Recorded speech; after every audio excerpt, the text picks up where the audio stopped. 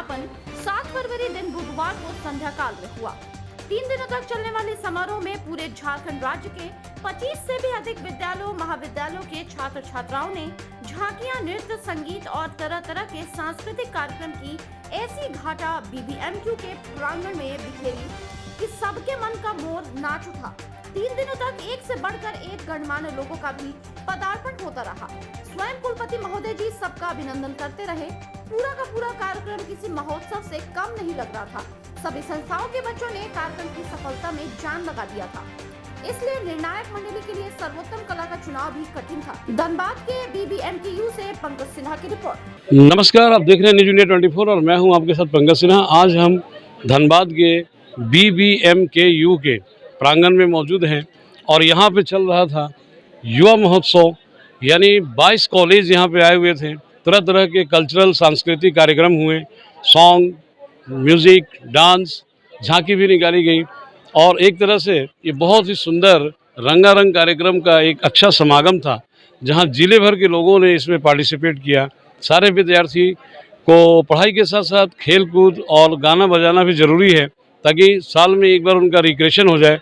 विनोद बिहारी महतो कोयलांचल विद्यालय इसका पूरा ख्याल रखता है और आज इस 3 दिवसीय कार्यक्रम का समापन है। हम बात करेंगे उप कुलपति महोदय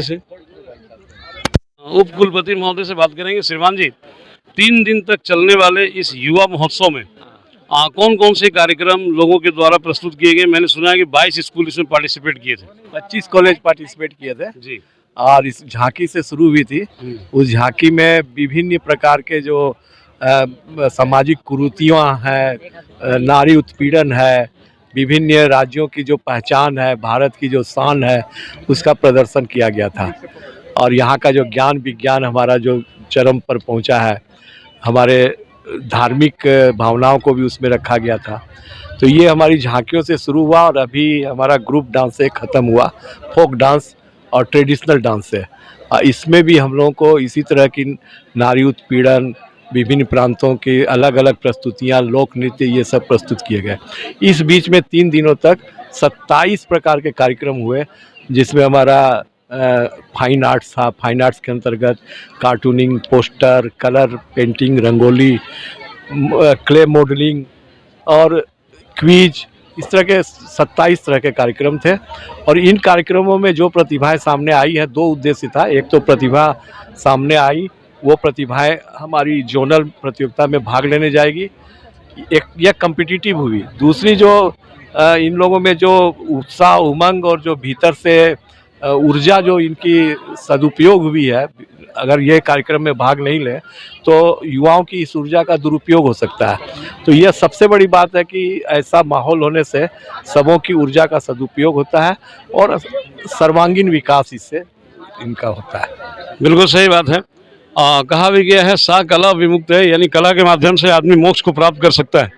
और ये तो मतलब कि बच्चों में पढ़ने के लिए, स्टडी के लिए, नया स्फूर्ति भरने के लिए बहुत ही आवश्यक है। तो क्या इनके बीच कुछ प्रतियोगिताएं भी हुई थी? आज प्रतियोगिताएं ही हुई थी सबों में, और इन्हीं प्रतियोगिताओं में सबको पुरस्कृत अभी किया जाएगा। और पुरस्कृत करने के बाद इनमें से जो चयनित होंगे उनको हम लोग बाहर भेजेंगे। चलिए, बहुत बहुत धन्यवाद। हमारे साथ सिम्फर के डायरेक्टर साहब भी मौजूद हैं। हम इनसे जानेंगे कि भाई पढ़ाई के साथ साथ जीवन में रंगारंग सांस्कृतिक कार्यक्रम का कितना महत्वपूर्ण योगदान है। सर जी, रंगारंग कार्यक्रम का बहुत योगदान है, क्योंकि सभी विद्यार्थियों के बीच में जब आपसी में जब स्पर्धा होती है और एज टीम जब वो प्रेजेंट करते हैं, तो आपसी सामंजस्य, एक दूसरे के साथ कार्य करना और एज ए टीम कैसे सक्सीड किया जाए, इस विषय में उनमें इच्छा जागृत होती है। बहुत अच्छी बात है। और IIT ISM के डिप्टी डायरेक्टर धीरज कुमार जी हमारे साथ हैं और हम जानेंगे कि भाई साइंस और आर्ट्स, यानी कि विज्ञान और कला का ये समागम कैसा रहेगा। देखिए, अभी न्यू एजुकेशन पॉलिसी जो आया है भारत सरकार का, उसमें भी इसको बहुत महत्व दिया गया है, कला संस्कृति को साइंस और टेक्नोलॉजी से जोड़ने की। हमारा कोई टेक्नोलॉजी में बच्चा एडमिशन लेता है, इंजीनियरिंग करता है, वो अपना एक दूसरा सब्जेक्ट कला ले सकता है, दूसरा सब्जेक्ट संस्कृति ले सकता है, दूसरा सब्जेक्ट संगीत ले सकता है। तो ये तो एक बहुत अच्छा मैरिज बिटवीन टेक्नोलॉजी और कला और संस्कृति की हो रही है, तो इसकी महत्ता तो है ही। चलिए बहुत बहुत धन्यवाद।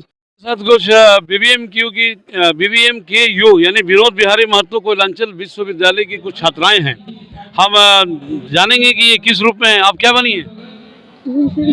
राधा बनी हूँ। राधा। और कृष्ण कौन है आप? जी, जो लड़के हैं जो धोती में हैं वो लड़के हैं, वो कृष्ण का रोल निभा रहे हैं, लेकिन उसमें झारखंड का ज्यादा उसमें कल्चरल शो किया जा रहा है। अच्छा जी, तो कौन सा कल्चर शो किया जा रहा है? झारखंड का क्या नाम? नागपुरी दिव्या दास, नागपुरी फोक डांस। अच्छा, नागपुरी फोक। चलिए बहुत अच्छी बात थी। BBMKU के प्रधानाचार्य जिसे कि 3 दिन तक काफी एंजॉय किया इन्होंने। बच्चों में संस्कृति, कला और रंगारंग कार्यक्रम से भर दिया बच्चों के मंग और उमंग को। कैसा रहा ये अनुभव मैडम? अनुभव क्या अविस्मरणीय है। हम लोगों ने जैसा सोचा नहीं था, और हमें नहीं, बच्चे भी बहुत एक्साइटेड है। वो बोल रहे कि एकदम पॉजिटिव एनर्जी आ गई है, पूरा खुला माहौल चारों तरफ। रात तक बच्चे खूब अपना एंजॉय कर रहे थे, कबड्डी खेल रहे थे, कैंपस में गाना गा रहे थे। बहुत ही अच्छा। क्या इससे कुछ अलग किस्म का कला और संस्कृति निखर के सामने आया? हाँ, बहुत। आप लोगों ने भी देखा होगा, जिसने हर जगह की संस्कृति, हर राज्य का जो लोक नृत्य होता है, और इस आप लोगों ने देखा होगा कि सबसे ज़्यादा लोगों ने इसी में एंजॉय किया। इसका मतलब कि हर भारतीय के अंदर एक ग्रामीण अभी भी बसता है सबसे ज़्यादा। वो जहाँ वो झिझिया नृत्य हो या हरियाणा का हो या राजस्थान का हो, जो हमारी ग्रामीण कला और संस्कृति को दिखाता है, वो सभी लोगों के दिल को उसने छुआ है। चलिए बहुत अच्छी बात है। हमारी युवा पीढ़ी हमारी संस्कृति, हमारी कला और हमारे जो परंपरा है उसको भूले नहीं। ये भी दायित्व कॉलेज का, विश्वविद्यालय का होता है, और BBMKU ने इस दायित्व को बखूबी निभाया है। कहीं जीवन में रंग, उमंग और जोश भरने के लिए कला, संस्कृति, नृत्य, संगीत, झांकी बहुत ही जरूरी है। Pankaj Sinha, news India 24।